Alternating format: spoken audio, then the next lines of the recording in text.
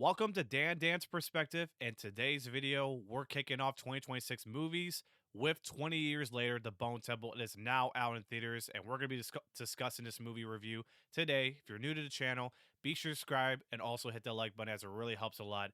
Let's dive deep into this film. So this is a sequel to 2025's 20 Years Later, and which also is a legacy sequel from 2007 and 2002, and Would You Have. So this is a film that follows up, just doesn't follow up long ago, but it follows up immediately after the last one of 20 Years Later, which really end off on a sour note for many people's, not expectations, but to surprise of May. The ending of this movie really caught him by surprise, and myself included. I was really shocked to see how this movie ends, not because I know it's a cliffhanger, but the ending of this movie was a tone shift that completely had questions of how this Bone Temple is going to work and where does it follow. But as I'm already embracing how the style of this movie is going to be after the trailer they put out for the sequel, I'm starting to get the idea where it goes and how it continues on. So I think 20 years later, the Bone Temple, as I watched this movie, I was getting used to this as I have zero expectations, and I really enjoyed the most of it. And it does follow pretty well from the last one, where a bunch of Jimmies came out at the end of the last one and saved Spike, and it sort of had some tonal shift with the music and just crazy shit going on that was really frantic. So that's how the last one just ended, and it follows not only that, but it also follows another side of the story with Dr. Ian Kelson, who was the character from the last one, who seems to have a friendly welcome to one of the alphas who he friended with, who cured him. But other than that, it follows two ways of that with the Jimmies and Dr. Kelson. So this story, this movie, I gotta say, what really went on in this movie really worked. So this is directed by Nia DaCosta, who has experience with certain horror movies in the past, like Candyman, but she also did recently The Marvels, which came out a couple years ago. But I think she should stick horror movie for the best, not because of her ability, but because she did an excellent job with this direction and sensory of the writing from Alex Garland. The direction was amazing. It really continually follows up perfectly with the from the last predecessor, which I really think Nia DaCosta somehow topped it very well. It expands the mythology of 20 years later into more of the open world buildup, to expanding more society themes, and explores a little bit about Jimmy Crystal, who is the leader of the Jimmies, and of course, Dr. Ian Kelson, who's searching for a cure, who found an alpha infected who seems to be really big and tough and scary to look at when you watch the last one.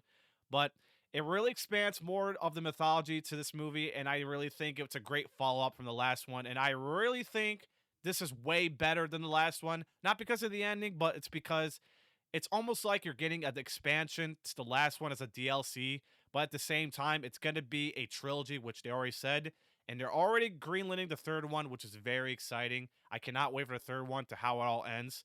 So I just can't wait. But overall, I gotta say this is one of those movies you really don't want to be sure if you want to watch it after how the first one ended. But once you give it a try, it totally makes sense. It really makes sense to why I knew, even though the last one, how it ended, really was going to follow with a sequel. But the tone shifting kind of gave a lot of bad ways.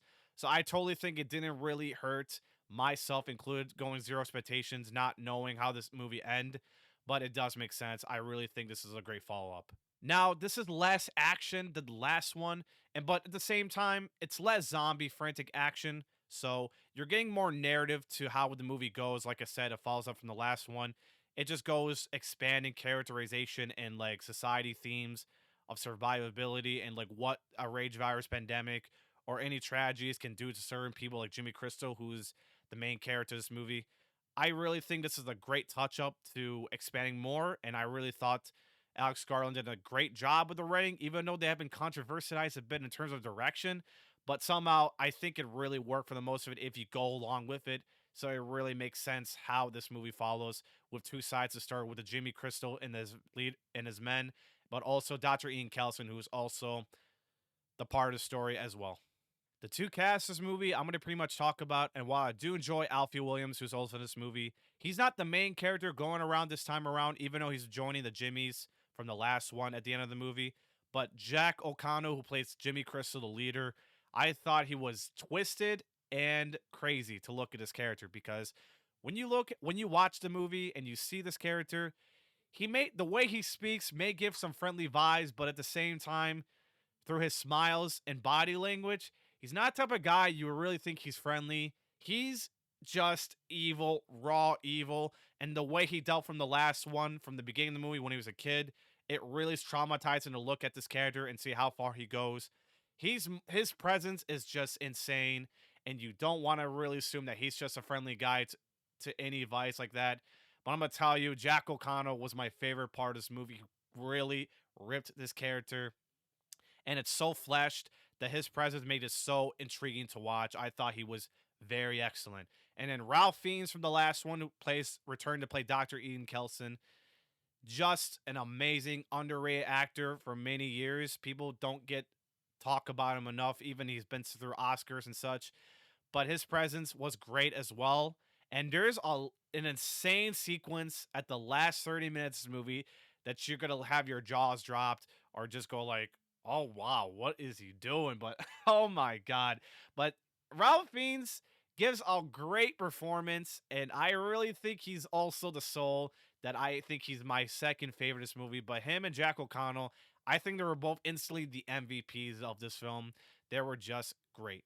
Now, there's no post credit scene or any kind of leak credits at the end, but it does have an ending where if you watch the 20 years later franchise, especially the very first movie, you're going to be very excited to see who actually returns, and it just follows up is going to follow up with the third and final part of the trilogy of the 20 years later franchise. So I cannot wait to see how it all ends, but they're working on this movie right now, and I just can't wait.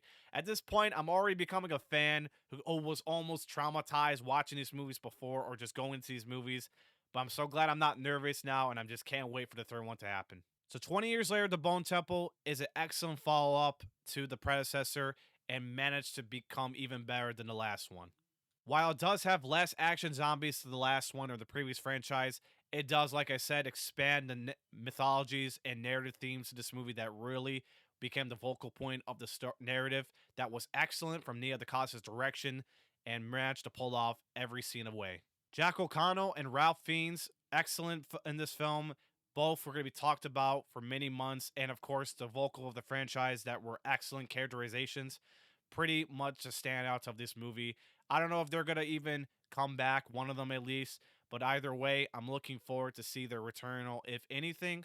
But it's a great follow up to the last one with these characters. And for a movie like this that landed in January, I'm very shocked at the same time, considering that that month is a very bad month for movies to start off. It's pretty much of a dumpster fire. But with 20 years later, The Bone Table, it proved me wrong.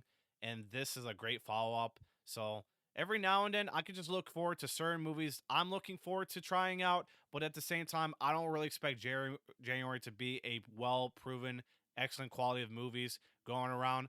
But I'm really impressed with 20 Years Later, The Bone Temple to be one of those movies of that month. I'll be giving The Bone Temple a 9 out of 10 and 4.5 stars. If you enjoy this review, be sure to hit the like button and subscribe to the channel for more content. And if you've seen The Bone Temple, let me know your thoughts down below in the comment section. Love to hear your thoughts. And until then, guys, I will see you all in the next video. Peace. I'm out.